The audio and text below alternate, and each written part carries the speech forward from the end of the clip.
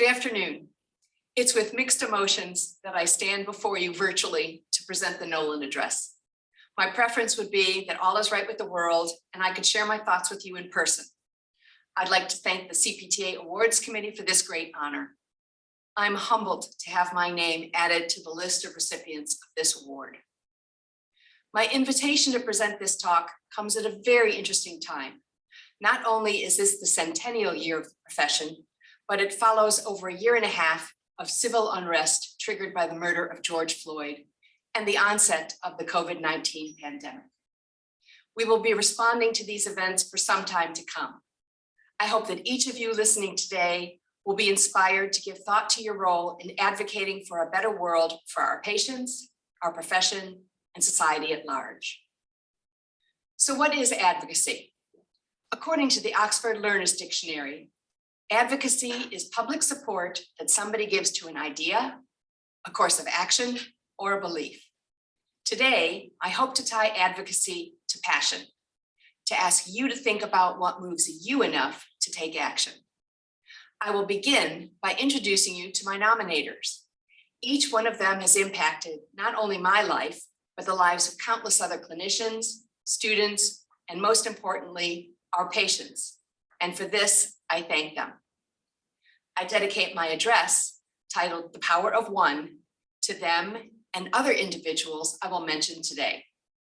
Each of them is an outstanding example of how just one person, driven by their passion, can change our world. Chris Powers is known throughout the world as a consummate researcher and educator in the biomechanical aspects of human movement. I know him as one of the most creative individuals I've ever met. He's passionate about many things, but what I'd like to highlight him for today is his advocacy and passion for supporting research in our profession. Chris, along with Mitch Kauk and Paul Smith, created the Ride for Research to raise money and awareness for the Cal PT Fund. Each of them turned their love of riding into an opportunity to advance research. Over the past 5 years, the Ride for Research has raised over $100,000. This year's ride will be October 23rd to 30th. There's still time for you to join in as a fundraiser or just donate. Cornelia Kulig is another world-renowned researcher and educator. She's driven by the need to understand how age and injury impact our ability to heal and move. What is known by fewer people is Cornelia's passion in serving as a mentor. Walking or going on a hike with her always includes a conversation about your work, your ideas, and your plans. And as this photo demonstrates, graduation doesn't end the relationship. In addition to thanking her for the nomination, I'd also like to acknowledge her for the mentoring she has provided me. Nancy Bill is a clinician, a researcher, an educator, and a longtime advocate for the profession. Her passion is for patient care, especially for those with neurologic injuries. Even though she is retired from academia, here she is giving her patient maximum challenge to her balance, just 1 week before Nancy had to have her knee replacement redone. Nancy provides all her patient care as a volunteer. When she's not in the clinic, she is giving her time and service in a leadership role in the CPTA. She's a role model for everyone in the profession. When Kelly Kubota isn't in the clinic, she's out advocating for the profession. Her personal goal is for everyone to know about the value and benefits of physical therapy. It's obvious from this photo that if you give a girl a tiara, there's no stopping her from achieving her mission. A special thank you to Kelly for her work making the APTA Centennial Celebration such a success and spearheading the fundraising campaign for the APTA Centennial Rose Parade Float. For those of you who haven't seen the design, here it is. The Physical Therapy Centennial Float will be seen by 37 million people. Talk about the power of one person with a vision. Lorraine McNaughton has two passions in life. Of the two, my favorite is sharing a fine bottle of wine with her. The other is her patients. When it comes to the care of the elderly and all things related to home health, Lorraine is my go-to expert. While all patients need a good advocate, no one needs us more than homebound older adults, and no one does it better than Lorraine. Oscar Gallardo is a man of many passions: neurorehabilitation, community wellness, local and international PT service, and world travel. His commitment to caring for our underserved communities is unmatched. While he has a full-time job at Rancho, for the past 15 years, Oscar has been the backbone of Fit Families, our pro bono fitness clinic, and serving as a role model for every one of our students. I couldn't ask for a better partner in this endeavor. While not a nominator, my partner for the past 32 years has been Kelly Duke. He has always been my #1 advocate, and without him, my journey would have been much less fun. Thank you, Kelly. Everyone who knows me also knows that I'm passionate in my advocacy for our patients and the profession. Given my year to obsess about giving this talk, I've had a lot of time to think about what led me to value advocacy. I can attribute this to 2 events that I'd like to share that shaped the clinician and the individual I am today.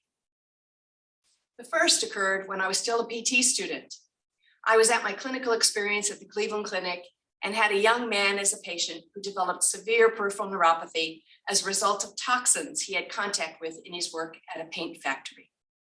He badly needed bilateral lower extremity bracing, but I had learned in just a few weeks at the hospital that if I suggested bracing, the physiatrist in charge of the case would not prescribe them. What I needed to do was to discuss the case with him in such a way to get him to think they were necessary. That certainly wasn't a skill I had learned at school. What it did teach me was how much more important it was to find a way to be successful advocating for my patients than to have my clinical thought process respected. My second formative experience occurred at my first job as PT. I learned that I was being paid less than my new graduate male colleague. When I approached the department director, with whom I had worked for over a year and had been standing in for his 2-week vacation, about the situation, he responded that it was because men can do more than women. To add insult to injury, he suggested that if I believed that men and women were equal, we could set up a test. Now, even back in the dark ages of the early 70s, being a physical therapist required more brain power than physical strength. I reminded him that due to his vacation, I had been charged with covering for him in every aspect of his job, and therefore no test was needed. Needless to say, I tendered my resignation and learned how important it is to be an advocate for oneself. I spent the first 10 years I was a PT happily providing direct patient care, and would probably still be happy doing that had I not suffered a ruptured disc serving as a research subject for Dr. Jacqueline Perry's study to identify the function of the vastus medialis of light.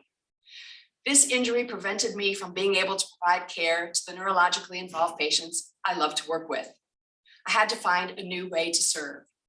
One of my mentors at Rancho, Jacqueline Montgomery, guided me to return to school and pursue a management degree.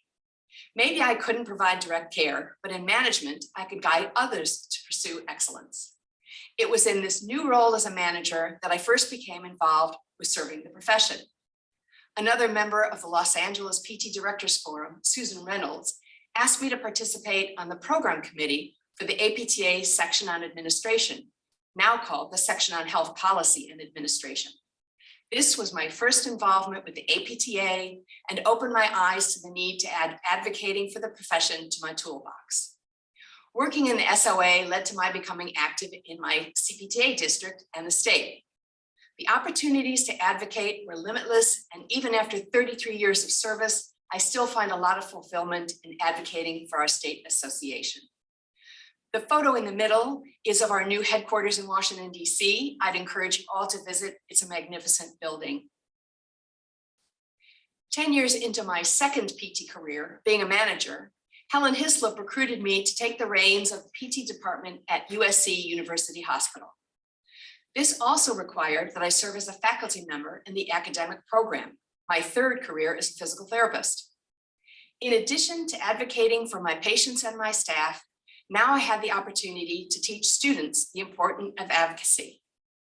For the past 15 years, with the help of Tamika Island, our CPTA Executive Associate for Professional Affairs, over 1,000 of my students have had the opportunity to advocate for the profession with the state Senate and Assembly members. They advocated for direct access and the role of wellness and health promotion and physical therapy. I credit my students with providing the most compelling testimony to the Physical Therapy Board of California, where they advocated for their right to use their earned title, doctor. You don't need to be in a leadership position to advocate for the profession.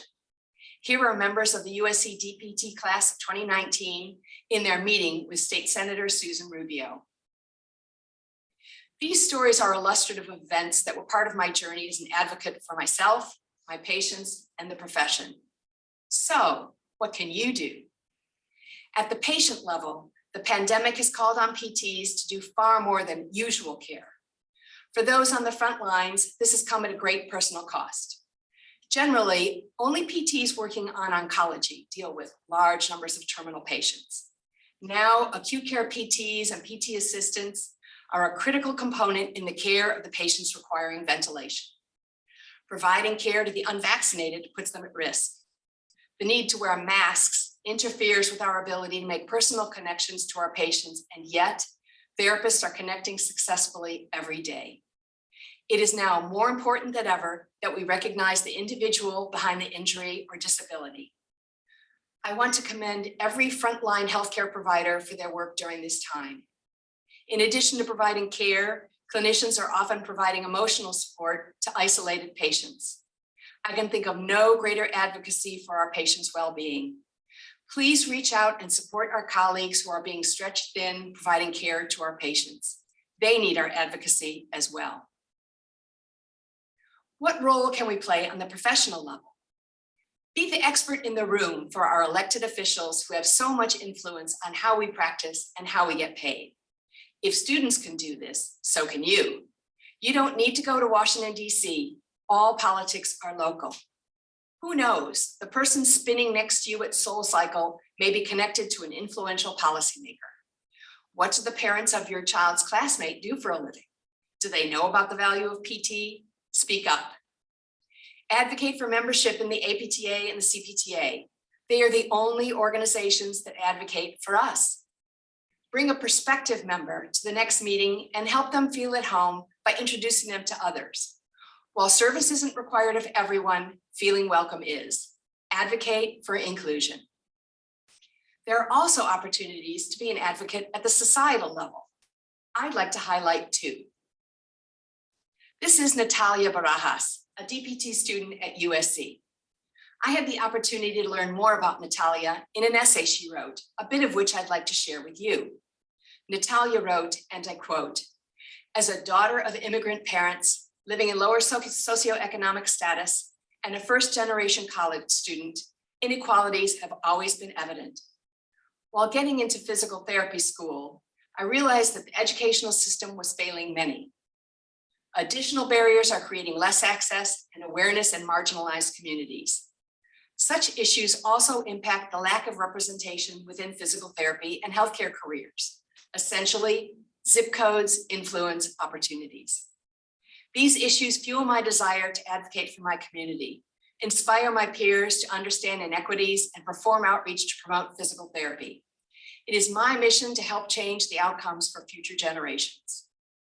In November 2018, Natalia became the youngest Latina sworn in as a South Whittier School Board member, where she now has the privilege of serving her community and advocating for students to bring awareness to critical obstacles, find solutions, and improve the students' educational foundation. What can you do to bring greater diversity to our profession? My second example is Dr. Carrie Ayub and her team. Carrie has a long history of advocacy. As a student, she served as one of the student coordinators for USC Fit Families program. Last year, when people took to the street following the murder of George Floyd, many were injured during the protests. Carrie responded to this by creating Physical Therapists for Justice, whose mission statement was, "Physical Therapists for Justice is a group comprised of PTs based out of Los Angeles, aiming to provide free support to those injured while protesting and advocating against racial inequality. Members of this group are proud supporters of the Black Lives Matter movement, all people of color, and the LGBTQ community and allies. When the protests calmed down, PTs for Justice morphed into the Movement Network to better meet the needs of all communities experiencing a lack of proper healthcare services. The Movement Network now has 70 physical therapists in 13 states, offering their services free to those in need. Do you want to help? Visit their website at themovementnetwork.org and volunteer. I've talked about advocacy at the patient, professional, and national level. I'd now like to talk about global advocacy. I have given thought over the past year about who I admire that has, through the power of one, impacted the world. When I compiled my list, I realized that it only included women. Now I recognize that I have an explicit bias towards women. What this means is when I attend a talk with a panel, I'm counting the number of women included. When I look at photos that represent the profession, I count the number of photos that include women. You get the picture. But what is more important is that I take the opportunity to point out any discrepancies to the decision makers. Hopefully, these people are more mindful the next time they select a panel, a photo, or provide an opportunity to participate. Given the events of the past year, I now recognize that I need to use my voice of advocacy, not just for women, but for all those who are underrepresented. According to Oye, a free law project that provides detailed information on every justice, and I quote, Ruth Bader Ginsburg spent a lifetime flourishing in the face of adversity before being appointed a Supreme Court justice, where she successfully fought against gender discrimination. Beginning her legal education at Harvard, she was chastised for taking a man's spot. With 1 year left in her education, RBG transferred to Columbia Law School, where she graduated first in her class. Despite her record, because of her gender, she had difficulty finding a job. She prevailed and in the 70s directed the Women's Rights Project of the American Civil Liberties Union, where she led the fight against gender discrimination, successfully arguing 6 landmark cases before the US Supreme Court. While her work is not international in nature, she serves as an icon the world over for what one woman may accomplish. Malala Yousafzai was born in Mingora, Pakistan in 1997. Her assassination was attempted in 2012 when she was only 15 years old because she spoke out publicly on behalf of girls and their right to learn. After her recovery and rehabilitation from the head injury she sustained during the assassination attempt, Malala became a prominent activist for the right to education. Her efforts resulted in her receiving the 2014 Nobel Peace Prize, the youngest ever Nobel Prize laureate. Her continued efforts through the Malala Fund are focused on accelerating progress, challenging systems, policies, and practices so all girls can access 12 years of free, safe, quality education. Dr. Temple Grandin is an American scientist and animal behaviorist. She's a prominent proponent for the humane treatment of livestock for slaughter and the author of more than 60 scientific papers on animal behavior. She is one of the first individuals on the autism spectrum to document the insights from her personal experience of autism. In 2010, Time magazine listed her as one of the 100 most influential people in the world. She continues to be an outspoken proponent of autism rights and neurodiversity movements. Global warming has just been identified in over 200 medical journals as the greatest threat to public health. Greta Thunberg is an 18-year-old Swedish environmental activist known for challenging world leaders to take immediate action for climate change mitigation. Like Temple Grandin, Time magazine has included her in their list of 100 most influential people and Time's youngest person of the year. Her youth and her rise to fame has frequently led her to being a target for critics. Imagine being perceived as so influential that Putin, Trump, and Bolsonaro call you names. This is a quote from the Times article on Greta. Thunberg is not a leader of any political party or advocacy group. She is neither the first to sound the alarm about the climate crisis, nor the most qualified to fix it. She is not a scientist or a politician. She has no access to traditional levers of influence. She's not a billionaire or a princess, a pop star, or even an adult. She's an ordinary teenage girl who, in summoning the courage to speak truth to power, became the icon of a generation. By clarifying an abstract danger with piercing outrage, Thunberg became the most compelling voice on the most important issue facing the planet.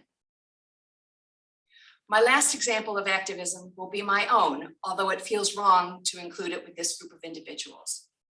If I hadn't been a physical therapist, my alternatives were comparative literature or natural history. My father told me I needed to be able to support myself, which left me with physical therapy. Now I read for my pleasure and enjoy nature as I can. Today, I want to talk to you about butterflies, specifically the monarch butterfly. More than beautiful, monarch butterflies contribute to the health of our planet as they are pollinators. According to the US National Park Service, every third bite of food we eat comes to our table courtesy of a pollinator. Monarchs, bees, and many other pollinators share much of the same habitat. So what happens to monarchs happens to other pollinators. Eastern monarchs numbers have dropped from 384 million in 1996 to 60 million in 2019. The Western monarch numbers have been steadily dropping for decades, from 1.2 million in 1997 to 30,000 in 2019. In the most recent results, the 24th Western monarch Thanksgiving count identified a total of just 1,914 butterflies. So what can one person do? I raise monarch butterflies. I grow the milkweed, harvest the eggs, feed them through their 5 stages until they become a chrysalis, and free them when they hatch, all from the comfort of my kitchen. So far, I've raised and released over 60 butterflies. I know this is just a drop in the bucket, but what if everyone listening to this talk today joined me? I'm available for consultation should you want to start your own monarch breeding program. What can you do in your life, community, the profession, or the world to make change? Who are the people and causes you care most about that need your voice of support? What can you do to feed your soul during these difficult days? In the struggle to find your passion, the journey is as valuable as the contributions you can make. I have provided you with just a few examples of the power of one. In each case, it was an example of an individual whose passion for their cause led them to have extraordinary impact on the world. I'm looking forward to seeing you all in person at next year's chapter annual conference, where I hope to hear about your efforts to advocate for what has meaning to you. If you don't want to wait until next year, please send me an email with Power of One in the subject line and tell me how you're advocating for whatever cause has meaning for you. Before I surrender control of the Zoom room, there are a few other people I need to thank. First, Raj Singh, and most of all to Chad Louie, who enabled all the technology that made this possible. And my thanks and love to Cornelia Kulig and Beth Fisher, without whom I never would have made it.